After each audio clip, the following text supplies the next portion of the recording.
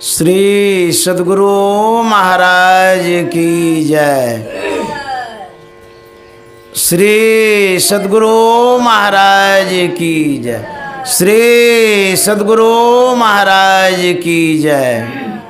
नमामि अमित ज्ञान रूपम कृपालम अगम बोध दाता सुबुद्धि निधि विशालम क्षमाशील यति धीर गंभीर ज्ञानम धर्म कील दृढ़ धीर समधीर ध्यानम जगत त्राणकारी अघारी उदारम भगत प्राण रूपम दया गुण अपारम नमो सद गुरुं ज्ञान दाता सुस्वामी नमामि नमामि नमामि नमामि श्री सद्गुरु महाराज की जय। प्रातः स्मरणीय अनंत श्री विभूषित परमाराध्य सद्गुरु महाराज गुरुदेव महर्षि संत सेवी परमहंस जी महाराज धोकरधारा बनबनखी पूर्णिया के विशेष सत्संग प्रेमी महानुभावों माता एवं बहनों, आज हम लोग स्वर्गीय विंदेश्वरी प्रसाद शर्मा जी के आवास पर सत्संग कर रहे हैं और आप जो देख रहे हैं यह आदरणीय विंदेश्वरी बाबू के परिजन हैं, परिवार हैं। विंदेश्वरी बाबू ने जो संस्कार दिया है बच्चों में, वही बच्चे सब सत्संग सुन रहे हैं, देख रहे हैं। यह आवास साधु महात्माओं का है, जहाँ बराबर साधु महात्मा आते रहते हैं, सत्संग करते रहते हैं। यहाँ पर सत्संग भजन होते रहता है। यह आवास भी बड़ा सुवासित है। जागर गुरु की भक्ति नहीं, संत नहीं मेहमान, ताघर जम डेरा दियो जीवत भयो मसान। जिस घर में साधु महात्मा नहीं आते हैं, साधु महात्मा का सत्कार नहीं होता है, जहाँ सत्संग नहीं होता है, कहते हैं वह स्थान साक्षात श्मशान घाट है। जहाँ सत्संग होता है, साधु महात्मा आते हैं, वह घर घर नहीं बल्कि ठाकुरबाड़ी मंदिर हो जाता है। तो हम लोग जहाँ सत्संग कर रहे हैं, यह आवास एक सज्जन का है, साधु स्वभाव वाले व्यक्ति का है। हमारे आदरणीय विंदेश्वरी बाबू का आवास है, जहाँ पर उन्होंने वर्षों सत्संग किया, भजन किया, ध्यान किया और साधु महात्माओं को बुला करके बच्चों में संस्कार डालने का काम किया। आज हम उन्हें याद कर रहे हैं। इसलिए याद करते हैं कि उन्होंने शुभ कर्म किया है, अच्छा कर्म किया है। वो सत्संग ध्यान करके जो गए हैं, इसीलिए उनको याद करते हैं। इस सत्संग में हमारे उनके जो सुपुत्र हैं, आदरणीय विनोद कुमार बाबू, प्रमोद कुमार बाबू, कुमोद कुमार बाबू, सरोज कुमार बाबू, उनकी सुपुत्री है श्वेता कुमारी। इनके बच्चे हैं, बेटे हैं, बेटियां हैं। इन सबों में भी संस्कार बहुत अच्छा दिखता है। इन सबों ने अंतिम घड़ी तक पिता की सेवा की, पिता को हेल्प किया। जो पुत्र का परम कर्तव्य होता है, इन पुत्रों ने बखूबी निभाया है। जो पुत्री है उसने भी इन सेवा में सहमति, सहभागी प्रदान किया है।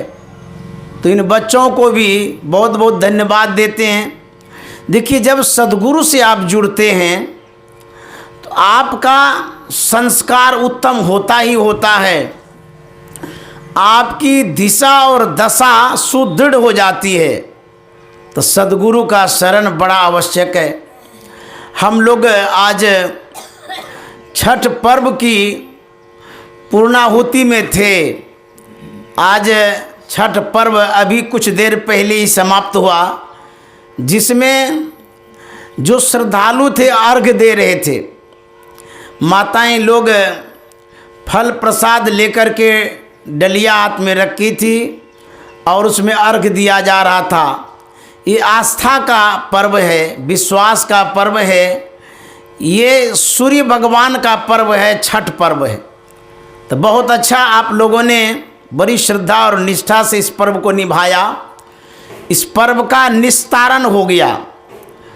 अब यह पर्व अभी से समाप्त हो गया है, लेकिन गुरु का जो पर्व है जब से शुरू हुआ है तब से लेकर के जब तक सृष्टि रहेगी तब तक ये पर्व मनाते ही रहेंगे। गुरु का पर्व कभी पूर्ण नहीं होता है। हम लोग प्रसाद खाते हैं, अभी तो आप लोग सत्संग में बैठे हैं, इसके बाद इंतज़ार होता होगा कि आएंगे तो प्रसाद देंगे, आप लोग प्रसाद खाएंगे। जो पर्व का प्रसाद है बड़ा उत्तम प्रसाद होता है, उसमें सात्विक गुण होता है। उस प्रसाद को खाने से अच्छा संस्कार होता है। मांग के भी प्रसाद खाना चाहिए। यदि प्रसाद देता है तो स्वीकार करना चाहिए, क्योंकि प्रसाद भाग्य से मिलता है। तो जो हम लोग पर्व का प्रसाद पाते हैं उसमें बहुत गुण होता है, मानवता का गुण होता है, सात्विकता का गुण होता है, सदाचार का गुण होता है, बहुत सारा गुण भरा हुआ रहता है। तो हम लोग प्रसाद भी खाएंगे। अभी जो हम लोग सत्संग सुन रहे हैं यह भी एक प्रसाद है। प्रसाद का मतलब होता है कृपा। गुरु के प्रसाद बुद्धि उत्तम दशा को गहे। गुरु का यदि प्रसाद मिलता है वो कौन सा प्रसाद है? वो ज्ञान का प्रसाद है। बहुत तरह का प्रसाद होता है, बहुत प्रकार का प्रसाद होता है, लेकिन गुरु ज्ञान का जो प्रसाद होता है कहता उत्तम दशा को गहे। हमारी जो दशा है उसमें परिवर्तन आएगा, बदलाव आएगा, उत्तम दशा हमारी हो जाएगी। हम किस दिशा और किस दशा में हैं आप अपने से विचार लीजिए। जो आपकी स्थिति है, जहां आप हैं, जिस स्थिति में हैं, आपको खुद पता है कि मैं कहाँ हूँ। यह संसार नश्वर है, सब कुछ छूटने वाला है, दुखदाई संसार में पड़े हुए हैं। यह जो शरीर और संसार है दोनों की दशा दयनीय है, दुखद है, पीड़ादायक दशा है। कहता यदि गुरु का प्रसाद आप खा लेंगे उत्तम दशा हो जाएगी। जैसे डॉक्टर से आप जब दवाई लेते हैं स्वास्थ्य लाभ कर लेते हैं, अच्छा स्वास्थ्य हो जाता है, उसी तरह से जब गुरु का प्रसाद आप खाते हैं हमारी दशा और दिशा दोनों बदल जाती है, बेहतर हो जाती है। तो गुरु का प्रसाद संतवाणी रूप में है, वाणी रूप में है, ज्ञान रूप में है। जो भी आप लोग सुन रहे हैं ये गुरु का प्रसाद है। उसके बाद जब आप ध्यान करेंगे, ध्यान के बाद जो आपको अनुभव होगा वो भी गुरु का प्रसाद है। एक प्रसाद होता है, एक प्रासाद होता है। प्रसाद में न जो हम खाते हैं या जो गुरु का ज्ञान स्वीकार करते उसको प्रसाद कहते हैं। अब प्रासाद में न भवन होता है, यह भवन भी प्रसादमय है। यहाँ प्रसाद ही प्रसाद है। छठ पर्व का प्रसाद, सत्संग का प्रसाद, गुरु का प्रसाद, ये जो भवन है प्रसाद ही प्रसाद यहाँ है। जो आएंगे आज भरपूर मिलेगा।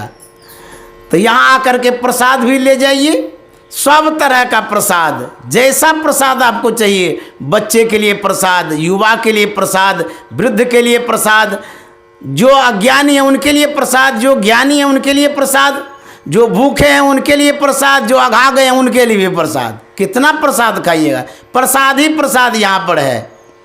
तो हम लोग सद्गुरु का प्रसाद पान कर रहे हैं, प्राप्त कर रहे हैं, स्वीकार कर रहे हैं, ग्रहण कर रहे हैं, खा रहे हैं।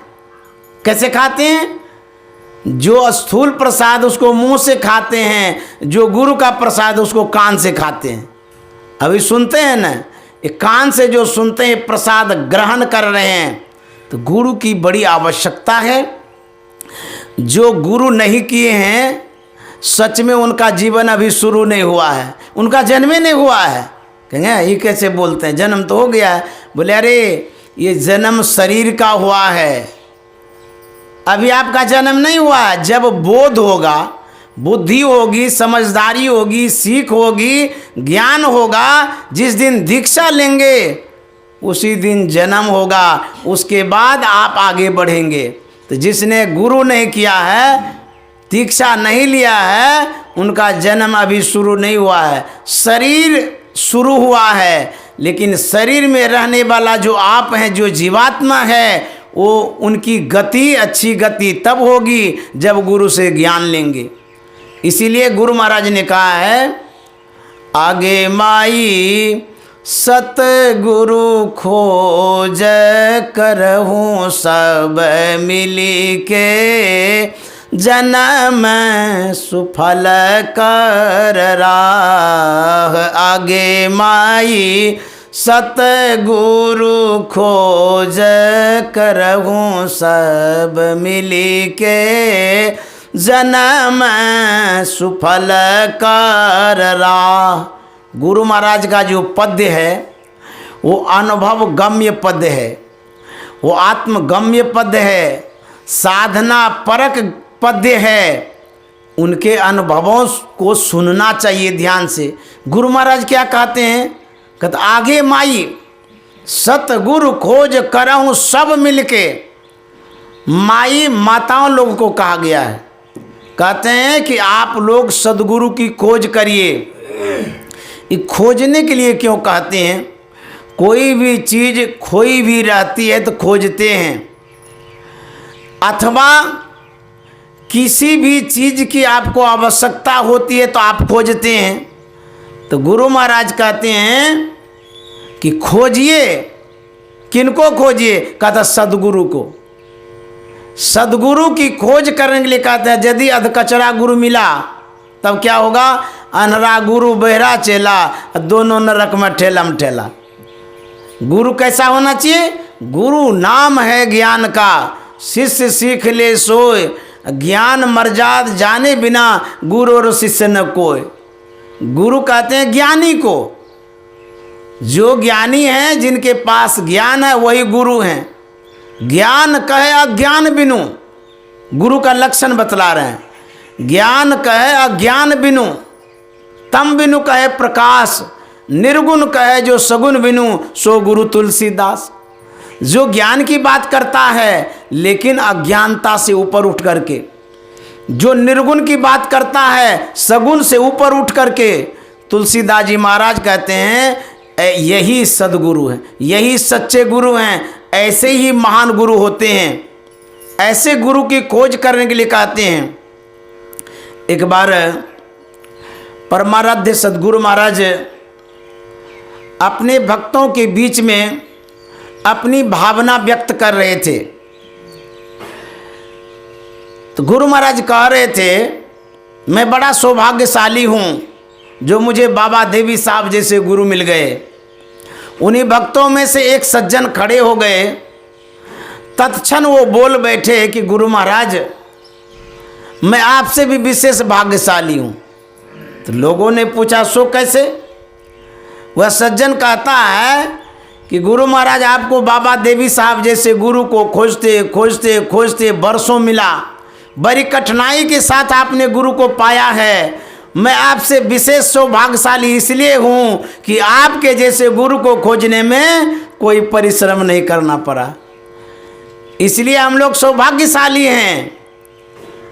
बड़ी सरलता पूर्वक, सुगमता पूर्वक, सहजता पूर्वक गुरु महाराज हम लोगों को मिल गए। एक गुरुजी थे, अपने चेले के साथ यात्रा कर रहे थे। संजोग से एक नदी पार करनी थी, नाव नहीं थी। गुरुजी आगे आगे जा रहे थे, चेला राम पीछे पीछे जा रहा था।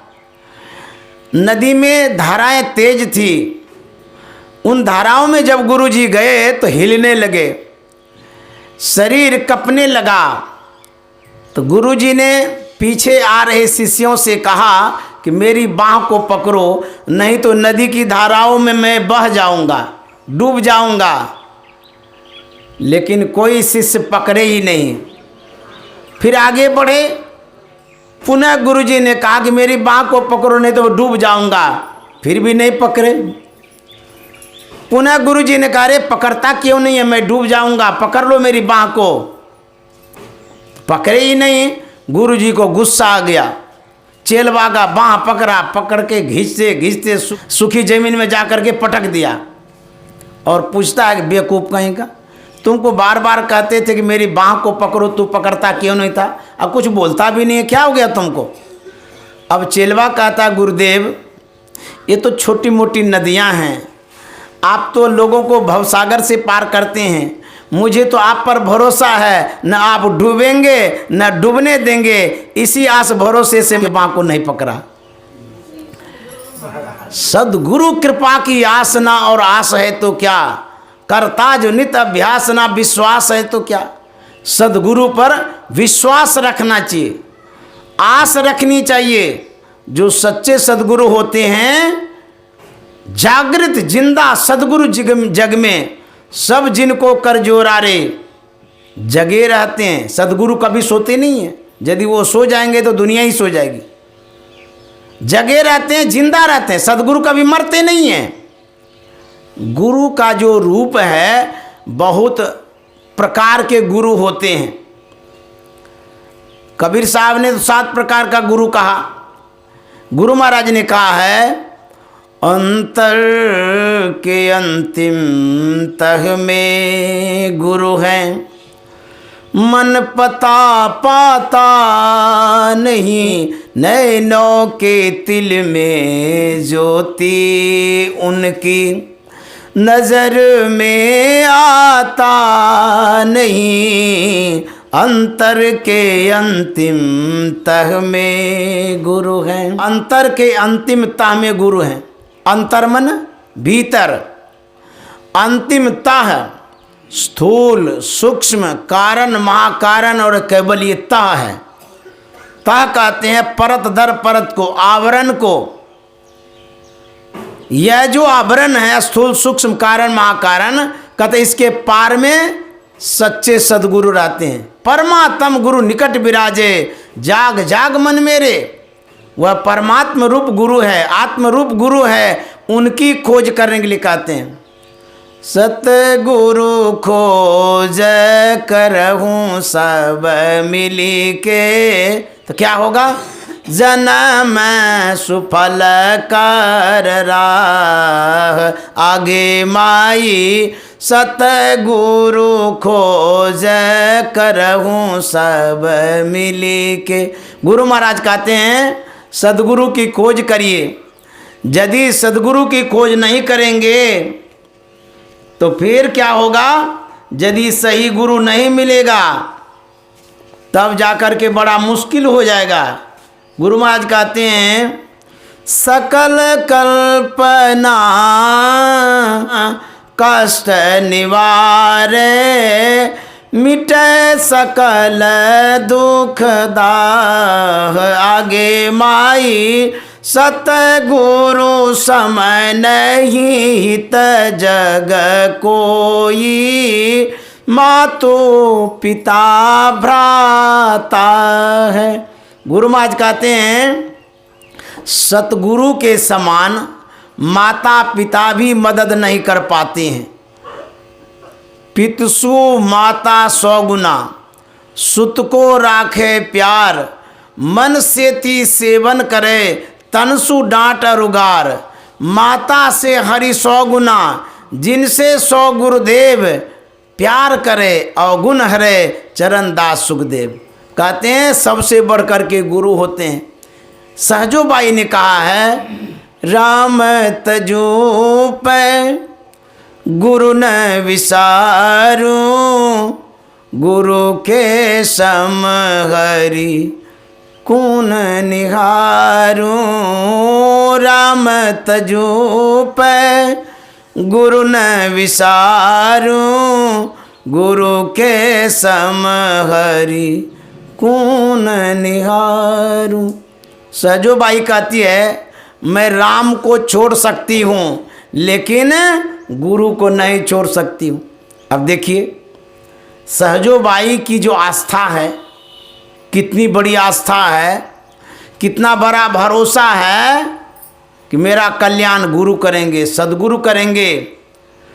राम से भी बढ़कर के सद्गुरु होते हैं।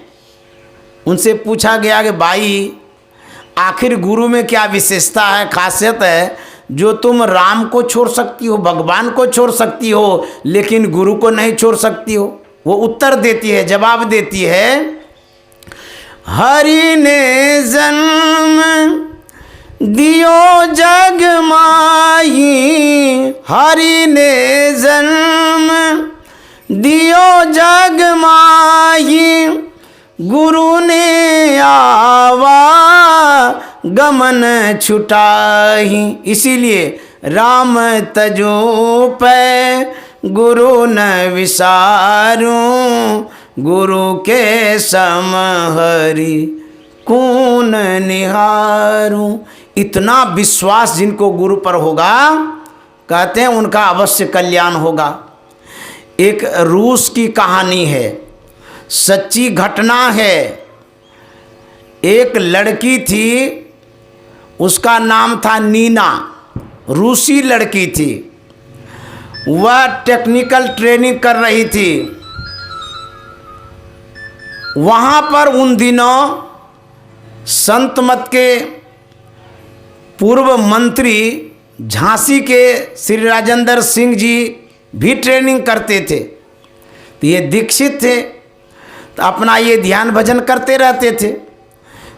देखिए गुरु ने जो आपको बताया है सत्संग ध्यान करने के लिए, आप यदि ऐसा करते हैं, गुरु के कहे अनुसार आप चलते हैं, तो आपका तो कल्याण होगा ही होगा, लेकिन आपके संग में जो आएगा उसका भी कल्याण होगा। तो गुरु के लीक को छोड़ना नहीं चाहिए, गुरु के लीक पर चलते रहना चाहिए। तो राजेंद्र बाबू ध्यान भी करते थे, ट्रेनिंग भी करते थे। यदा कदा नीना और भी स्टूडेंट की नज़रें पड़ जाती थी ध्यान करते समय। रूस जानते हैं नास्तिक देश है, वहाँ पर ईश्वर को नहीं माना जाता है, और ये भारत से गए थे ट्रेनिंग करने के लिए। तो ध्यान करते हुए जो देखा गया, उन लोगों के अंदर में जिज्ञासा हुई। वो लोग पूछ बैठे कि आप क्या करते हैं। नीना भी पूछती है, वो लोग तो अंग्रेजी में बात करते होंगे, हम हिंदी में कह रहे हैं। पूछती है कि आप क्या करते हैं। राजेंद्र बाबू कहते कि मैं ध्यान करता हूँ, मेडिटेशन करता हूँ। फिर जिज्ञासा रखी कि इसे होता क्या है। तो जो संत मत का ज्ञान था, उसने जो समझा था, ध्यान के महत्ता पर उसे बता दिया गया। देखिए संस्कार जो होता है किसी भी देश में रहता है, गुरु भक्ति का संस्कार। कहाँ कहाँ जन्म होगा पता नहीं, लेकिन जहाँ भी जन्म होगा, यह जो संस्कार आप ले रहे हैं, ये संस्कार साथ रहेगा, यही आपको काम आएगा। तो नीना जो थी बड़ी संस्कारी लड़की थी, रूसी थी, लेकिन संस्कार भारत वाला था, अध्यात्म वाला था, गुरु भक्ति वाला था। उन्होंने कहा कि मुझे भी दीक्षा दीजिए, मैं भी ध्यान करना चाहती हूँ। राजेंद्र बाबू ने कहा मैं अधिकृत नहीं हूँ, दीक्षा देने का अधिकार मुझे नहीं है। बोले तब किनको है? बोले कि गुरु महाराज को है। तो बोले कि आप आदेश ले लीजिए, अधिकार ले लीजिए, तब दे दीजिए। बोले मैं बात करता हूँ, उसके बाद बताता हूँ। तो राजेंद्र बाबू ने संपर्क किया गुरु महाराज से, बताया कि ऐसी ऐसी बात है, एक रूसी लड़की है, दीक्षा लेना चाहती है, आपकी क्या आज्ञा है, आप क्या आदेश करते हैं। तो गुरु महाराज ने अंग्रेजी में दीक्षा विधि बतला दिया, आदेश दे दिया कि आप दे सकते हैं। उसी विधि के अनुरूप नीना को राजेंद्र बाबू ने दीक्षित किया। इतना उत्तम संस्कार था, गुरु महाराज के प्रति आस्था बढ़ गई, ध्यान खूब करने लगी, उनको अच्छा भी लगने लगा। समय आता है वो घर जाती है, लेकिन छोटा सा तस्वीर फोटो गुरु महाराज को उसके साथ में जाता है। छोटी सी तस्वीर वो ले ली थी, चली गई घर में अपने शयन कक्ष में कमरे में उस तस्वीर को लगा दी। उसके बाद अपना ध्यान करती थी। एक दिन उनके पिता की नज़र पड़ गई। पिता ने जब देखा फोटो को, कोई साधु का फोटो है। उनके पिताजी ने कहा ये कौन सा साधु है, कहाँ का साधु है, कहाँ से लाई है ये? तो नीना सब बात बताती है, ये भारत के साधु हैं, ये हमारे गुरु महाराज हैं, मैं इनको गुरु मान ली हूँ और इनकी आराधना पूजा करती हूँ, इसी को मैं मानती हूँ। इतना सुनकर के उनके पिताजी ने कहा ये सब फोटो पाटो हटा दो, हम लोग गुरु महात्मा सबको नहीं मानते, ईश्वर को नहीं मानते हैं, और वो भी दूसरे देश का महात्मा है, ये सब मानना वानना छोड़ दो, ये सब मत करो पूजा पाठ। नीना की आस्था इतनी दृढ़ थी, भक्ति इतनी परिपक्व थी, संस्कार इतना उत्तम था, वो पिताजी से कहती है कि पिताजी ऐसा मत कहिए, मैं इनको मानती हूँ, हमारे गुरु हैं और इनको हम छोड़ नहीं सकती हूँ। इनका जो ज्ञान है मुझे जच गया है, मैं समझ गई हूँ, इससे आत्म कल्याण होगा, मानव का कल्याण होगा, मेरा उद्धार होगा, मैं ऐसे उद्धारक गुरुदेव को नहीं छोड़ सकती हूँ। पिताजी ने कहा यदि तुम गुरु को नहीं छोड़ सकती हो तो तुमको हम छोड़ देंगे। नीना कहती है पिताजी भले हमको आप छोड़ दीजिए, ये मुझे स्वीकार है, लेकिन मैं गुरु को नहीं छोड़ूंगी, ये कभी स्वीकार नहीं है। श्री सद्गुरु महाराज की जय। बेटी में बातें बढ़ गई, बढ़ते बढ़ते देखिए कहाँ तक बढ़ गई। पिता ने पुत्री को घर से बेघर कर दिया, बोलो भागो यहाँ से, जाओ, तुम गुरु को मानते हो मानते रहो, हम नहीं रखेंगे तुमको। जानते वो नीना थाना चली जाती है, पिता पर केस दर्ज करती है, केस कोर्ट में चला जाता है। देखिए आस्था में लड़ाई हो रही है, विश्वास में अविश्वास में लड़ाई हो रही है, बेटी और पिता में लड़ाई हो रही है। बड़ा अद्भुत घटना है, गजब की ये घटना है। देखिए होता क्या है, किसकी विजय होती है, ध्यान से सुनिए।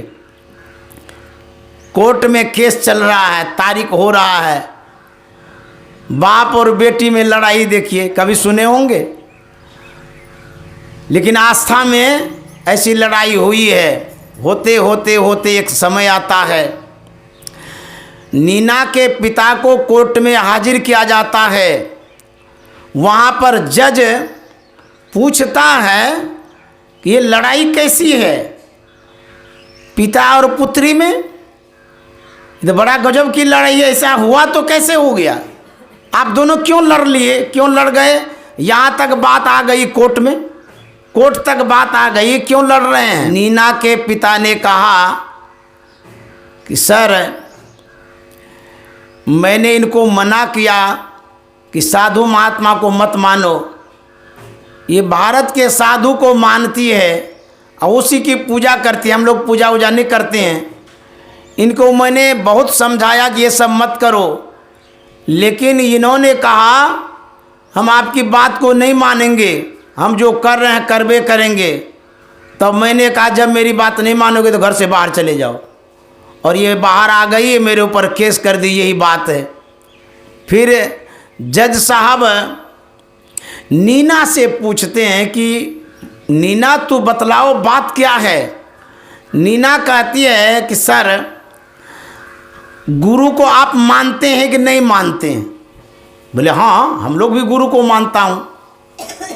तो बोले कि मैं भी गुरु को मानती हूँ, ये हमारे गुरु हैं, गुरु महाराज हैं जिनके मैं पूजा करती हूँ, आराधना करती हूँ। गुरु कहीं के हों उसमें क्या है, हमको ज्ञान लेना है उनसे, भारत के गुरु हैं तो क्या होगा, मैं उनको मानती हूँ, ये क्या अपराध है? आप जज हैं, जजमेंट दीजिए, निर्णय दीजिए, डिसीजन दीजिए। गुरु को मानना अपराध है तो मुझे सज़ा मिलनी चाहिए, यदि नहीं अपराध है तो मुझे निर्णय चाहिए। जानते हैं सदगुरु महाराज की ऐसी कृपा होती है, जज का दिमाग उलट जाता है, फिर जाता है। होता क्या है, जज जजमेंट देता है, उनके पिताजी को कहता है कि आपकी बेटी सही है, ये आस्था इनके अंदर में है, गुरु के प्रति ये मानती है, कोई खराब काम नहीं कर रही है, इस बेटी को अपने घर अभी ले जाओ, अन्यथा अभी तुमको जेल में भर देंगे। जेल जाना चाहते हो कि बेटी को घर ले जाना चाहते हो? कहता नहीं नहीं सर, हम अब ले जा रहे हैं घर बेटी को। श्री सदगुरु महाराज की देखिए विजय किनकी हुई? जिनके अंदर में गुरु भक्ति थी, आस्था थी, विश्वास था। विदेशी लड़की गुरु महाराज को कभी देखी भी नहीं, कितनी आस्था हो गई।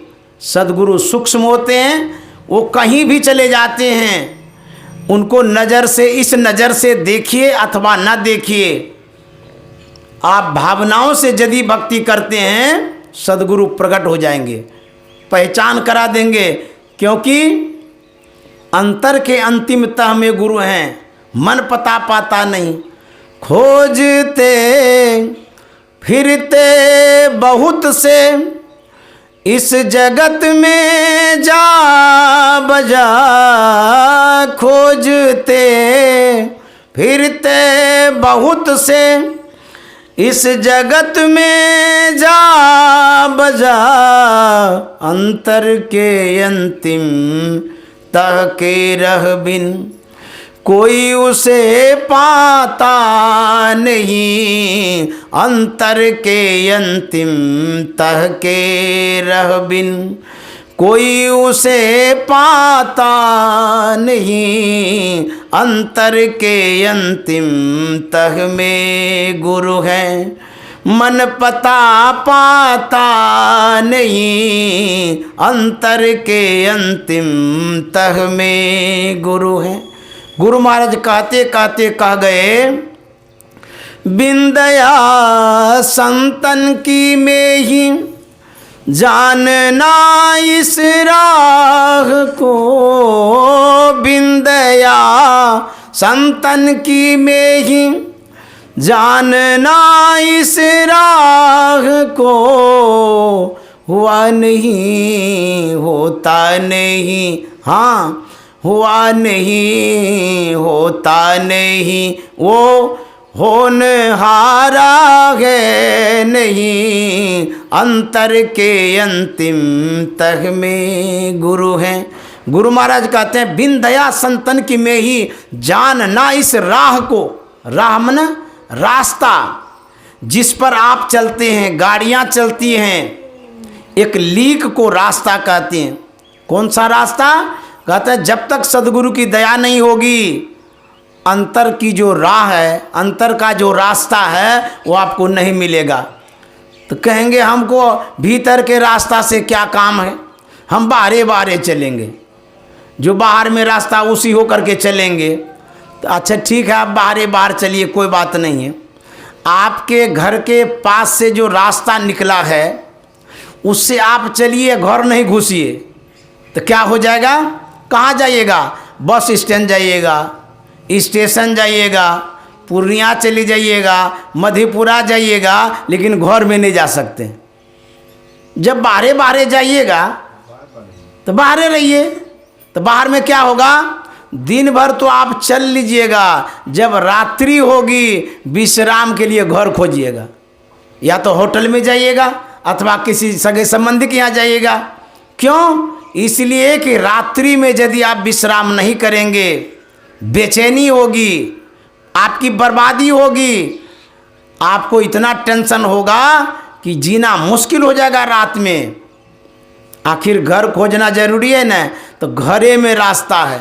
गुरु महाराज ने कहा है, खोजो पंथी पंथ तेरे घट भीतरे, तुअरो तेरो पीव भी घट ही अंतरे।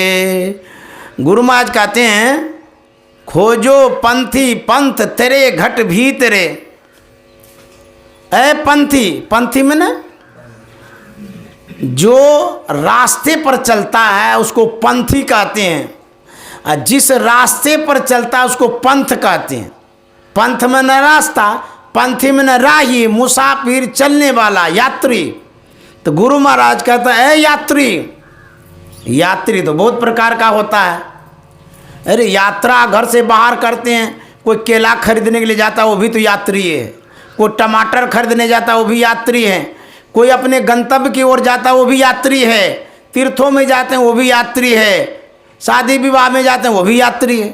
तो कौन सा यात्री है? यात्री वह यात्री जो अंतर्गमन में जाता है, अंतर्गमन करता है, भीतर जाता है, परमात्मा तक जाना चाहता है, परमात्मा को प्राप्त करना चाहता है, जो भक्ति करना चाहता है, उस यात्री को कहते हैं खोजिए क्या?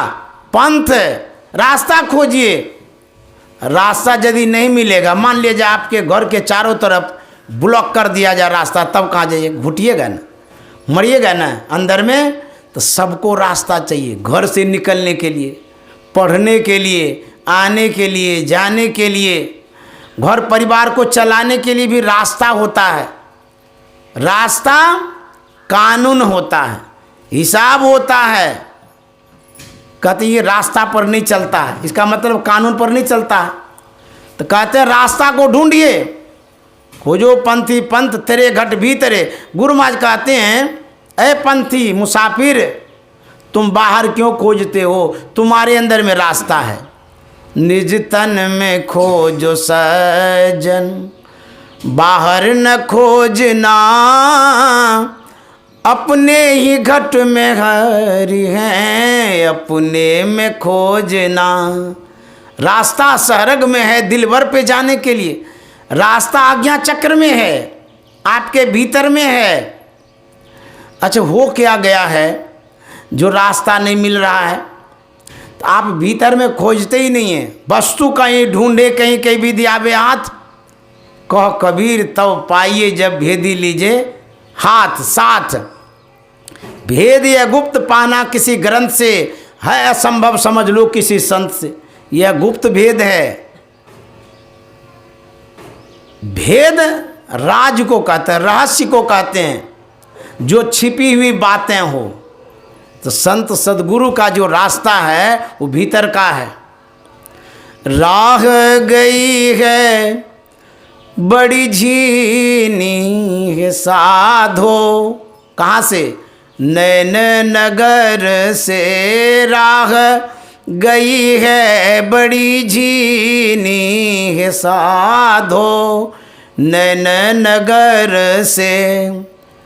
नैन एक नगर है, नगर उसे कहते हैं जहाँ बहुत नागरिक होते हैं, जहाँ पर बहुत घर होता है, जहाँ बहुत व्यक्ति होते हैं। नगर शहर को कहते हैं जहाँ सब सुख सुविधा है। लेकिन जीव का जो नगर है आँख में है, भीतर में है, आज्ञा चक्र में है। राह रास्ता गई है बड़ी झीनी सकड़ी गली है। आपके घर से निकलने में कहीं इतनी छोटी जगह हो जिसमें कि दीवार में शरीर टकरा जाए, अटक जाए, तो कहीं बाप रे बाप जीना बड़ा मुश्किल है, आ जा भी नहीं सकते हैं ठीक से। तो कहते हैं जगह चौड़ी करिए, रास्ता बड़ा करिए, तब जा कर के आप ठीक से आ जा सकते हैं। जीव के जाने का जो मार्ग है, जो रास्ता है, कहते हैं बड़ा महीन है। अच्छा, रास्ता महीन हो तो घिसिया उसिया के भी निकल जाएंगे यदि अंधकार हो तो।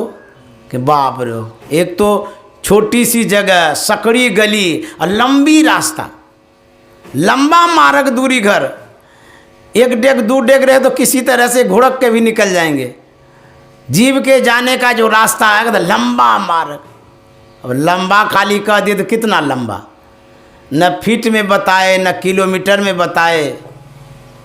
यदि शैल समंग पापंग विस्तृणम बहुयोजनम, बहुयोजनम बहुत योजन तक। ये परमात्मा का जो रास्ता वो गिना नहीं जाता है कोस में। अब बुझिए बड़ा गड़बड़ रास्ता है, लंबा मार्ग, छोटी सी जगह है, महीन रास्ता है। उस रास्ते में यदि अंधकार हो तो कहते हैं नैन नगर में घोर अंधियारी। अंधियारी का मतलब अंधेरा, और घोर अंधेरा हो तो बाप रे डीप, कितना काला है पता नहीं, हाथ को हाथ नहीं सूझता है। सुबह वाला अंधेरा जो होता है उसमें किसी तरह चल भी सकते हैं, लेकिन जब डीप हो, गहराई हो, अंधकार इतना हो कि सामने में कुछ सूझता नहीं हो, कितनी कठिनाई होगी। नैन नगर में घोर अंधियारी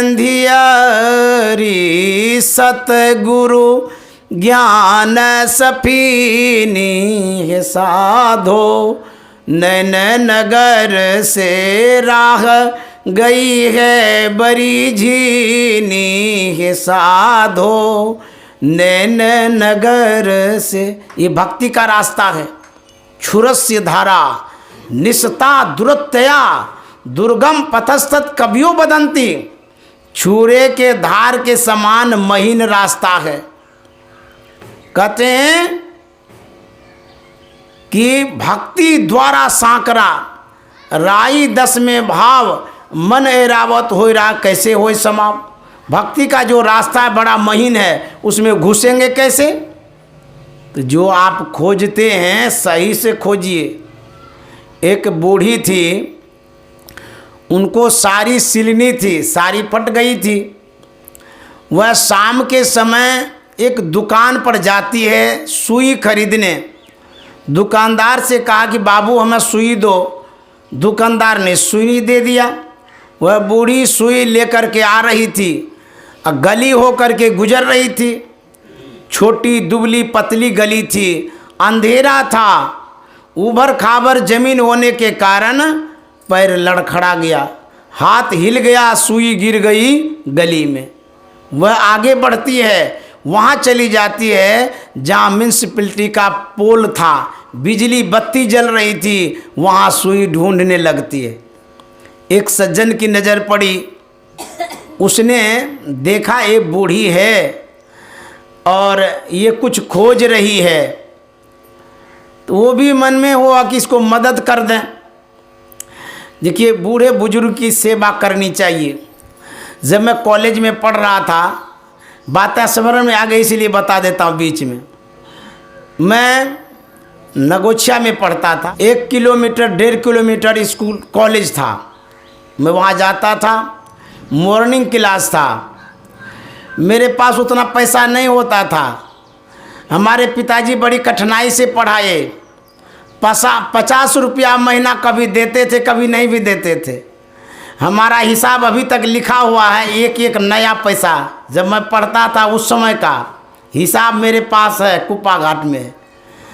तो मैं लिखता था, 1 आना 2 आना 4 आना जो खर्चा करता था, 8 आना 1 रुपया सब लिखता था। किसी को भी देता था, अपने परिवार को भी देता था, वो भी लिख लेता था।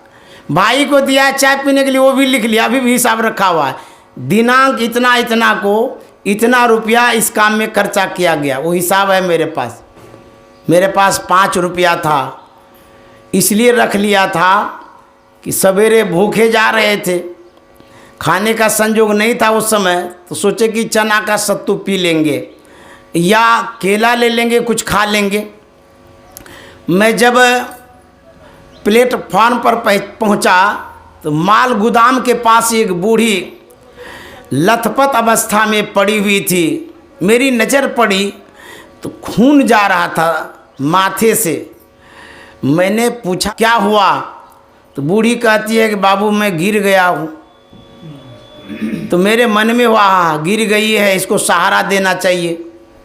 मैं एक रिक्शा वाले से बात किया कि बूढ़ी माता जी गिर गई हैं, थोड़ा पहुंचा दीजिए। अधिक पैसा तो नहीं है, 5 रुपया मेरे पास है, मैं ये दे सकता हूँ। तो बोली कोई बात नहीं है, मैं पहुंचा दूंगा। तो जिधर मैं कॉलेज करने जा रहा था उधर की वो बूढ़ी थी। उनको उठाया, रिक्शा पर बिठाया, उसके बाद उनको ले गया जहाँ उनका घर था, वहाँ छोड़ दिया। 5 रुपया रिक्शा वाले को दिया, उस दिन कुछ खाया ही नहीं। तो मेरे कहने का मतलब ये है, जो बूढ़े हैं, बुजुर्ग हैं, उनकी सेवा करनी चाहिए। मैंने जब यहाँ के विषय में जाना तो यहाँ के सदस्यों ने मुझे बताया कि बिंदेश्वरी बाबू के 4 हैं सुपुत्र, जिनका नाम पहले लिया था मैंने। तो जो सुपुत्र हैं, चारों पुत्र बड़े अच्छे पिता की सेवा उन्होंने की, बहुत सेवा की है। ऐसा पुत्र होना चाहिए, ऐसा संस्कार होना चाहिए। और अभी जो माता जी हैं, माता जी की भी सेवा हो रही है, मैंने सुना है। लोग मानते हैं, इनके परिवार के लोग, तो जो मानते हैं माता जी को, उनको बहुत बहुत धन्यवाद।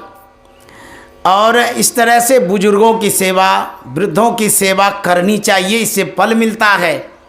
गुरु महाराज कहा करते थे, आप बूढ़े बैल को बेच देते हैं, तो बूढ़ी माँ बूढ़े पिता होंगे तो क्या उसको बेच दीजिएगा?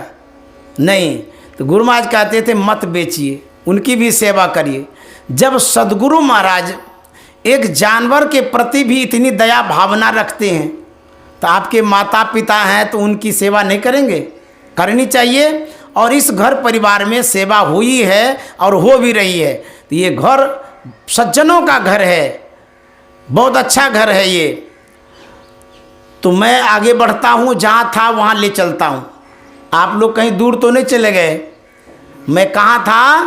बूढ़ी माता जी सुई खोज रही थी, वहाँ एक सज्जन आ गए, यही था। अब यहाँ से आगे बढ़ते हैं। उस सज्जन के दिल में दया आ गई, सोचते हैं कि बूढ़ी है, क्या खोज रही है पता नहीं, हम भी खोज देते हैं। पूछे माता जी क्या खोज रही हैं? बोले बेटा सुई खो गई है। बोले अच्छा हम भी खोज देते हैं। वो भी खोजने लगे। फिर दूसरा आदमी आया, वो कहते हैं आप लोग क्या खोज रहे हैं? बोले माता जी की सुई खो गई है, वही खोज रहे हैं। वो भी खोजने लग गए। फिर तीसरा आदमी आया, वो कहता आप लोग बहुत देर से खोज रहे हैं, क्या खोज रहे हैं? बोले माता जी की सुई खो गई है, वही खोज रहे हैं। उस आदमी ने पूछा कि माता जी आप ये बतलाइए सुई खोई कहाँ है? आपकी नज़र कमज़ोर हो गई है, हम लोग सबके सब वहीं नज़र गड़ा के देखेंगे। बूढ़ी कहती है कि बाबू सुई फलाने गली में खोई है। बोले सुई खोई है गली में, और खोज हो रही है यहाँ चौक चौराहे पर, क्यों? बोले कि बेटा गली में अंधकार है और यहाँ प्रकाश, इसी प्रकाश में खोज रहे। तो कबीर साहब कहते वस्तु कहीं और ढूंढे कहीं, कई विद्या वे हाथ, कह कबीर तब पाइए जब भेदी लीजिए साथ। वस्तु अर्थात जो आप चाहते हैं, क्या चाहते हैं? सुख चाहते हैं, शांति चाहते हैं, समृद्धि चाहते हैं, संसार का वैभव चाहते हैं और आध्यात्मिक उन्नति चाहते हैं, यही नहीं चाहते हैं?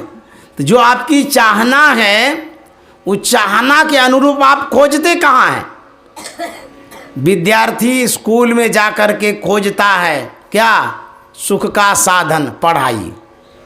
पढ़ाई करता है इसलिए कि सुख मिलेगा। किसान खेत में जाके खोजता है क्या? फसल अच्छा होगा तो बढ़िया से खाएंगे पिएंगे। ड्राइवर गुरुजी के पास जाता है, ड्राइविंग करने के लिए सीखना चाहता है, उससे सुख मिलेगा, पैसा कमाएंगे। इस तरह से पेट भरने के लिए, परवरिश करने के लिए, सुख खोजने के लिए लोग जाते तो हैं, लेकिन वहाँ सुख नहीं मिलता है। गुरु महाराज ने परिभाषा में लिखा है, शांति स्थिरता व निश्चलता को कहते हैं। शांति को जो प्राप्त कर लेते हैं संत कहलाते हैं। संतों के मत व धर्म को संत मत कहते हैं। शांति प्राप्त करने का प्रेरण मनुष्यों के हृदय में स्वाभाविक होता है। मैं इस बात पर फोकस कर रहा हूँ, प्रेशर डाल रहा हूँ, ध्यान आकृष्ट कर रहा हूँ। किस बात पर? शांति प्राप्त करने का प्रेरण, ये शब्द मनुष्यों के हृदय में स्वाभाविक है। स्वाभाविक में नेचुरल, प्राकृतिक, परमात्मा प्रदत्त, परमात्मा के द्वारा सभी प्राणियों में यह बात दे दिया गया है, वो शांति की खोज करेंगे। उसी प्रेरणा से प्रेरित होकर के, उसी प्रेरण से प्रेरित होकर के संतों ने खोज अलग की और सांसारिक लोगों ने अलग की। प्रेरणा तो हो रही है शांति की, सुख की खोज की प्रेरणा भीतर से होती है। यदि भीतर से नहीं हो, हम सुख पाना भी नहीं चाहेंगे। तो परमात्मा प्रेरित करते हैं, उस प्रेरणा से प्रेरित हो करके हम खोजते कहाँ हैं? संत महात्मा भीतर में खोजते हैं, संसार के लोग बाहर में खोजते हैं। संत महात्मा निर्विषय में खोजते हैं, संसार के लोग विषय में खोजते हैं। खोजने का दो रास्ता मार्ग हो गया, एक बहिर्मुखी एक अंतर्मुखी। तो जो बहिर्मुखी है उनको न रास्ता मिलता है न कुछ सूझता है, वो तो अंधे ही है। और वह जहाँ जाता है वहाँ सुख है ये नहीं है। मान लिए जाए कहीं पर एक होटल है जहाँ पर एसी लगा हुआ है, मुलायम सैया है, और उस होटल में सब सुविधा स्वर्ग जैसा है। ऐलान कर दिया गया है इस होटल में इतने दिनों तक आप मुफ्त में रह सकते हैं।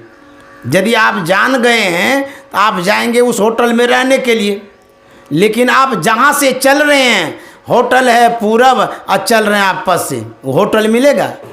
वो सुख सुविधा मिलेगी? तो वस्तु कहाँ है? उधर पूरब में, आप जा कहाँ रहे? पश्चिम। तो रास्ता तो मालूम ही नहीं है कि होटल तक पहुँचेंगे कैसे। तो पहले पता लगाना पड़ेगा ना हमको जाना कहाँ है। इसीलिए कहते हैं आगे माई सतगुरु खोज करहूँ सब मिली के, जन्म सुफल कर राह।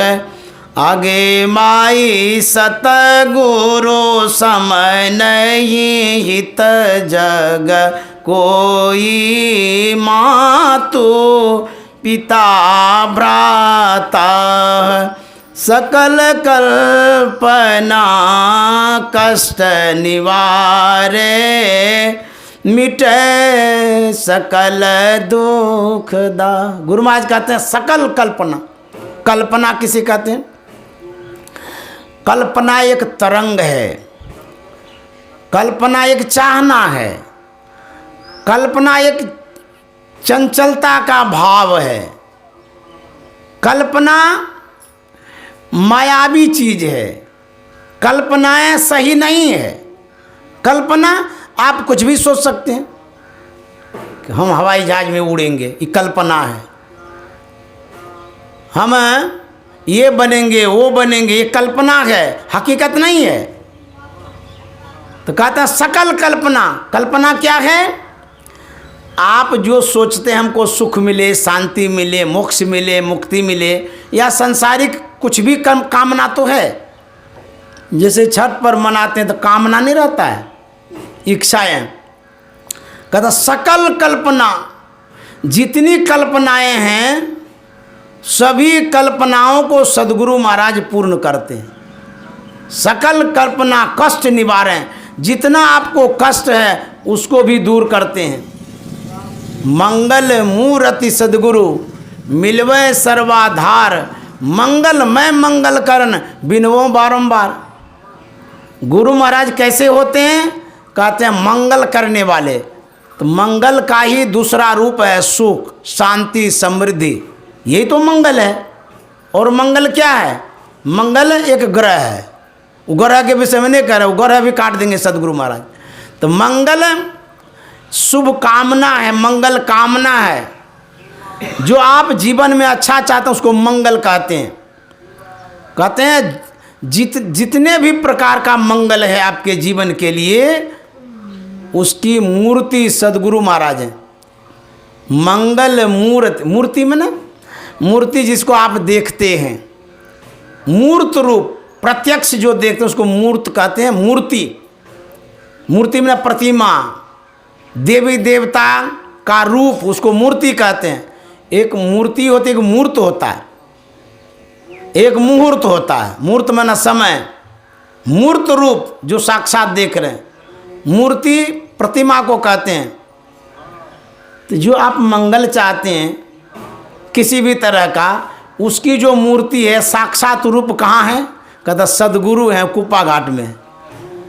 कहते हैं मंगल मूर्ति सद्गुरु मिलवे सर्वाधार, मंगलमय मंगल करण। मंगल में भी जो कसर रह जाता मंगलमय कर देता। मय में ना, जैसे लस्सी को फेंट देते हैं, चीनी लस्सी मिल जाए उसको मंगलमय कहते हैं। जो घुल मिल जाए, मंगल एक कल्याणकारक शब्द है, मंगलमय बहु कल्याणकारक शब्द है। बहुत से मंगलों को जब मिलाते हैं तब मंगलमय होता है। मंगलमय मंगल करण बिनवो बारंबार। कहते मैं वैसे सदगुरु को, जो मंगल कारक सदगुरु हैं, प्रार्थना करता हूँ, प्रणाम करता हूँ। संकट का चारण सदगुरु जी, भजमन सदगुरु दयाल, काटे जमजाला। ये जमजाल जगजाल सब काटते हैं, इसलिए सदगुरु के शरण में होना चाहिए। सदगुरु की शिक्षा को याद रखनी चाहिए। सच्चे सदगुरु की आवश्यकता होती है। सदगुरु का काम यही है, वो ज्ञान देते हैं, समझाते हैं, सिखाते हैं, उसके बाद ज्ञान दे करके उसको अपने स्वरूप का भान कराते हैं, एहसास कराते हैं। कबीर साहब ने लिखा, बिन सतगुरु नर रहत भुलाना, खोजत भिरत राह नहीं जाना। जब तक सदगुरु के शरण में नहीं जाएंगे तब तक आप भूले हुए रहेंगे, भटके रहेंगे। एक लघु कथा के बाद इस यज्ञ को पूर्ण करेंगे। बिंदेश्वरी बाबू का यज्ञ है, माताजी का यज्ञ है, उनके परिवार का यज्ञ है। एक हंस का बच्चा था, अपने परिजन से बिछुड़ गया। वो चला गया, किसी गंदे नाले में गिर गया। हंस का पंख तो उजला होता है, उस बच्चा के शरीर में जो गंदा लगा तो काला काला हो गया। कुछ कौवा आया, उसको उठाया, बाहर किया, अपने जेरे में ले लिया। छोटा सा बच्चा था, अबोध बच्चा था, वह कौवे के जेरे में रहने लगा। उनको यही एहसास हो गया कि यही हमारे परिवार है।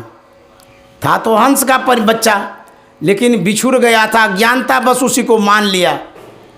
जानते हैं, एक बड़ा हंस जा रहा था, उनकी जब नज़र पड़ी तो देखते हैं, अरे ये तो हंस का बच्चा जैसा लगता है। तो कैसे पहचाना? जो भी प्राणी है उसकी जातियां होती है, जाति का तो समूह को। एक जाति में सब बटे हुए हैं, हम इस जात के हैं, हम उस जात के हैं। गाय की जाति, भैंस की जाति, कौवे की जाति, बाघ की जाति, सब जातियां हैं समूह में जो रहते हैं। तो जो भी जातियां हैं, सब जाति का अपना अपना संस्कार है, स्वभाव है, गुण है, भेद है, होता है ना सभी जातियों का। और सभी जातियों का अपना चाल है, चलन है, गति है। सब चलते हैं अलग अलग ढंग से। बिहार के लोग अलग ढंग से चलते हैं, विदेश के लोग अलग ढंग से चलते हैं। यहाँ की माताएं लोग सुसभ्य हैं तो सभ्यतापूर्ण चलती है, लेकिन बाहर की जो महिलाएं होती हैं विदेश की, कुछ ना कुछ ऐसी होती है उसको चलने भी नहीं आता है, बेढंगा तरह से चलती रहती है। तो गति से पता चल जाता है कि कैसे संस्कार के हैं, किस जाति के हैं। हंस का बच्चा चल रहा था, उसका चाल अलग था। कौवा भी चल रहा था, उसका चाल अलग था। कौवा तो चंचल होता है, रूप से भी काला, गति से भी दिवाला। वो हंस बड़ा जो था, उसने पहचान लिया ये जो छोटा सा बच्चा है ये हंस का परिवार का है, चाल से पकड़ लिया।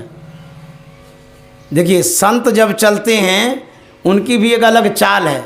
अब चाल पर कहेंगे कि सत्संग को समाप्त करेंगे, अब रहने दीजिए जो बचा है, समझ गए, कहते रहेंगे ये उड़ाएगा। तो अब चाल कैसा है संत का, संसार का, वो बाद में बताएंगे। उसको जो देखा ना, झपट्टा मार के पकड़ा, सब कौवा उड़ गया। तो वो बच्चा कहता है हमको आप क्यों पकड़े हैं? बोले अरे तुम हमारे परिवार का, इसीलिए हम पकड़े हैं। बोले नहीं नहीं, हम आपके परिवार के नहीं हैं, हमारा परिवार कौवा है, उड़ गया वो। बोले सो कैसे तुम कहते हो? बोले देखिए पेखना हमारा काला है, कौवा का भी काला है, हम उसी के जेरे में रह रहे हैं, वही तो हमारा परिवार है। बोले नहीं नहीं, तो हमारा परिवार है। अब बड़ा हंस क्या करता है, उसको कहता तुम मेरे पीठ पर बैठो, तुमको तुम्हारे स्वरूप का ज्ञान कराते हैं। तो बैठ गया, ले गया मानसरोवर में। मानसरोवर में खूब डुबकी लगवाया। लगवाते लगवाते जितनी धूलें थी वो धुल गई, पेखना एकदम साफ हो गया। अब बड़ा हंस कहता है इस मानसरोवर के जल में तुम अपने चेहरे को देखो परछाई में, और हमारे चेहरे को मिलाओ, एक है कि नहीं है। जब उस जल में देखा अपना चेहरा उस बड़ा हंस का देखा, दोनों एक जैसा। बोले हाँ सही में हम जैसे हैं वैसे आप हैं, आप जैसे हैं वैसे हम हैं। तब उसको एहसास हुआ कि नहीं, हमारा स्वरूप ऐसा है। ठीक संत महात्मा कहते हैं, यदि आप अपने स्वरूप को जानना चाहते हैं तो ज्ञान रूपी मान सरोवर में आपको देखना पड़ेगा, ज्ञान का दर्पण लेना पड़ेगा। आप हमको देख रहे हैं, हम आपको देख रहे हैं, आपको हम जरूर देखते हैं, लेकिन हम अपने फेस को नहीं देख पाते, चेहरे को नहीं देख पाते। ये विडंबना है। दुनिया को देखते हैं लेकिन अपने आप को नहीं देख पाते। देखते हैं तो कब देखते हैं? जब आईना साथ में लेते हैं, आईना के बाद ही अपना चेहरा दिखता है। ठीक उसी तरह से आप जो हैं, जो आत्मा, जीवात्मा, यदि आप अपने को देखना चाहते हैं तो आईना लेना पड़ेगा, क्योंकि ये आईना कहाँ मिलेगा? ये जो स्थूल रूप का चेहरा आपका है, इसका आईना बाजार में मिलता है, बिग बाजार में मिलता है, हट बाजार में मिलता है। वो आईना फूट जाता है ठोकर लगते ही। लेकिन यदि आप अपने चेहरे को देखना चाहते हैं, ज्ञान रूपी दर्पण यदि चाहते हैं, वो बेचने वाला जो आदमी है वो सदगुरु है। सदगुरु के हाट में जाना पड़ेगा, वहाँ वो आईना मिलेगा, अन्यथा ये छोटा छोटा बाजार में नहीं मिलेगा। अब सदगुरु को खोजते रहिए। परगट सतगुरु जग में विराजे, मेटे जीवन दुख दाह। परगट सतगुरु जग में विराजे, मेटे जीवन दुख दाह। बाबा देवी साहब जग में कहावे, में ही पार में हर निगाह। आगे माई सतगुरु खोज करहूँ, सब मिली के जन्म सुफल कररा। श्री सदगुरु। जिनको सदगुरु नहीं मिला है वो खोजते रहिए। आप लोगों को बहुत बहुत धन्यवाद है। अब अंत में स्वर्गीय बिंदेश्वरी बाबू को याद कर लेते हैं, जिनकी सद इच्छा से सत्संग हो रहा है। जरूर उनकी इच्छा होगी, क्योंकि वो सत्संग करते थे। मन में तो जरूर होता होगा कि हमारा परिवार भी सत्संग करे। यह एक संजोग बैठ गया, जो इतना शुभ अवसर पर हम यहाँ आ पाए। ये सदगुरु की बड़ी कृपा है, नहीं तो हम कहाँ रहते कोई ठिकाना नहीं था। कैसे कैसे सदगुरु रास्ता कन्वर्ट करते, डाइवर्ट कर देते, मोड़ देते हैं। ये खेत जो पटाते हैं न, हम भी खेत पटाए हैं, तब हमको पता है। जब पटाते थे तो एक क्यारी पट जाती थी तो उसका रास्ता दूसरी तरफ मोड़ देते थे, काट देते थे तो पानी उधर चला जाता था। उसी तरह से सदगुरु किधर मोड़ देंगे पता नहीं, कहाँ का खेत पटाने भेज देंगे ये भी हमको पता नहीं है। तो इधर हम आ गए, सदगुरु की कृपा है और बिंदेश्वरी बाबू की सद इच्छा है। इसमें उनके परिवार वालों की सद्भावना है, सदगुरु के प्रति जो उनका समर्पण है, इसी के कारण ये सत्संग हो पाया है। मैं उन्हें पुनः एक बार अंत में श्रद्धांजलि अर्पित करता हूँ। और उनकी जो धर्मपत्नी है बेचनी देवी माता जी जो हैं, मैं उन्हें भी प्रणाम करता हूँ। बड़ी गुरु भक्तिन है। और उनके जो परिवार में जो सदस्य हैं, उनके पुत्र जो हैं, उनको भी बहुत बहुत साधुवाद, धन्यवाद। खूब आगे बढ़े, विकास करे, सदगुरु के चरणों में रहे, उनके लिए शुभकामना, मंगल कामना करते हैं। उनकी जो बेटी है बड़ी संस्कारीन है, श्वेता कुमारी, उनके लिए भी शुभकामना, मंगल कामना करते हैं। उनके जीवन में मंगल हो और मंगल मूर्ति सदगुरु में उनका मन लगा रहे, ताकि कल्याण हो, वो भी खूब आगे बढ़े और सुख शांति समृद्धि के साथ रहे। और गुरु महाराज की विशेष कृपा हो उनके लिए, यह शुभकामना, मंगल कामना करते हैं। आप श्रोताओं को भी बहुत बहुत धन्यवाद। आप ना होते तो मैं किसे सुनाता। आपके आने से शोभा बढ़ी।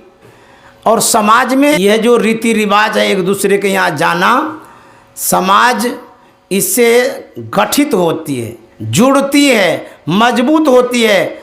आप आए तो मनोबल बढ़ा के फलाना बाबू आए, फलाने आए, तो ऐसे आना चाहिए सत्संग में। आपने जो इतना वक्त दिया, जो भी श्रोता हैं उनके लिए शुभकामना मंगल कामना करते हैं। और इस गांव में जो व्यक्ति नहीं आ पाए हैं, हमारे श्रोता ऑनलाइन भी हैं, ऑफलाइन भी हैं, तो यहाँ जो नहीं आ पाए हैं, जो सुन रहे हैं उनके लिए भी धन्यवाद। जो नहीं भी सुन रहे हैं उनकी भी शुभ गति हो, ये हम प्रार्थना करते हैं। श्री सद्गुरु महाराज की जय।